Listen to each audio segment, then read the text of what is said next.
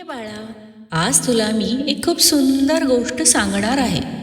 एकदा एका मंदिरात एक छोटूसा दिवा होता. तो फार मोठा नव्हता, तेजही नव्हतं, पण त्याचं मन खूप कोमल होतं.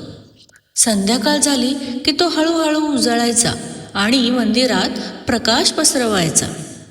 मंदिरातले मोठे बलदंड दिवे त्याच्याकडे पाहून म्हणायचे, अरे छोट्या दिव्या, तू काय प्रकाश देणार? तू तर फारच छोटा आहेस. त्याची थट्टा करायचे. छोटा दिवा दुःखी व्हायचा, पण तरीही त्याने प्रकाश देणे कधीच थांबवले नाही.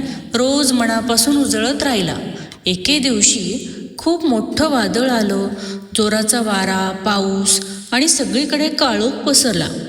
एक एक करून मंदिरातील मोठे बलदंड दिवे विझू लागले. सगळीकडे अंधार झाला. पण बाळा, तो छोटासा नम्र दिवा अजूनही उजळत होता. थरथरत होता, पण विझत नव्हता. त्याच्या छोट्याशा प्रकाशाने अख्खं मंदिर पुन्हा उजळायला लागलं.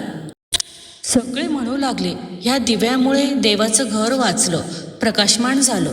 आणि त्या दिव्यालाही कळलं, मोठेपणा प्रकाशात नसतो, तर मोठेपणा मनात असतो. तर या गोष्टीतून आपण काय शिकलो? प्रेमाने केलेलं काम नेहमी मोठं असतं. संकटात टिकून राहणारेच खरे प्रकाश देतात. आणि लहान असलो तरी आपण मोठा बदल घडवू शकतो.